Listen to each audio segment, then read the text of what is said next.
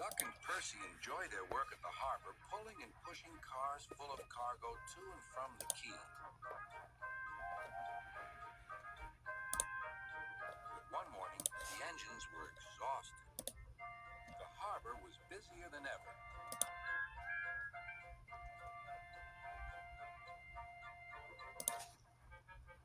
Sir Topham Hatt promised that another engine would be found to help them.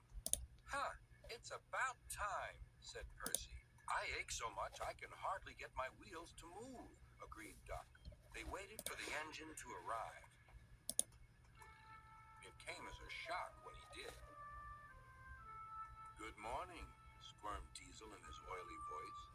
The two engines had not worked with Diesel for a long time. What are you doing here? Gasped Duck.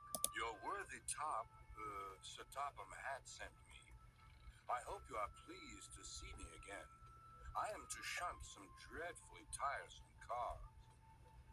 Shunt where? Said Percy suspiciously. Where? Why, from here to there, purred Diesel, and then again from there to here. Easy, isn't it? With that, Diesel, as if to make himself quite clear, bumped some cars hard. Oh! Screamed the cars. Grrr! Growled Diesel. Percy and Duck were horrified. They did not trust Diesel at all. They refused to work and would not leave their shed.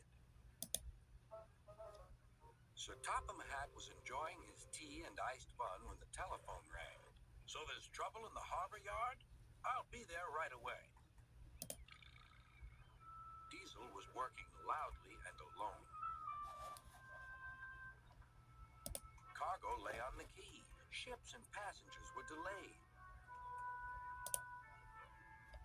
Everyone was complaining about Sir Topham Hatt's railway. Percy and Duck were sulking in their shed. What's all this? Demanded Sir Topham Hatt. We're on strike, sir, said Percy nervously. Yes, added Duck.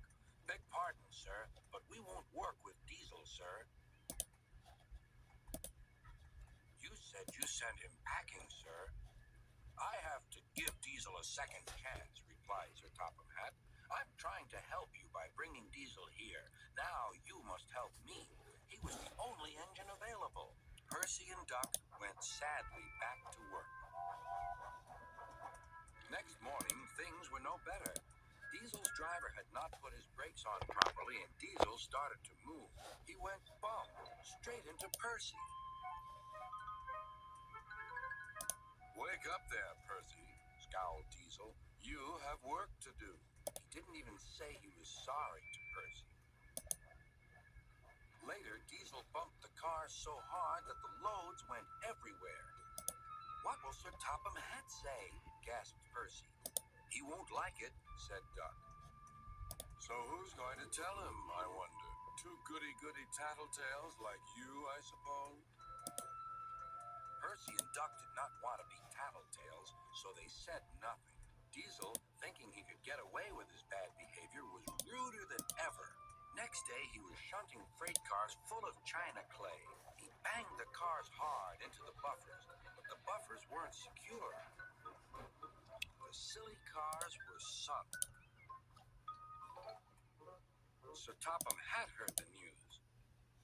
The cars were hoisted safely from the sea, but the clay was lost.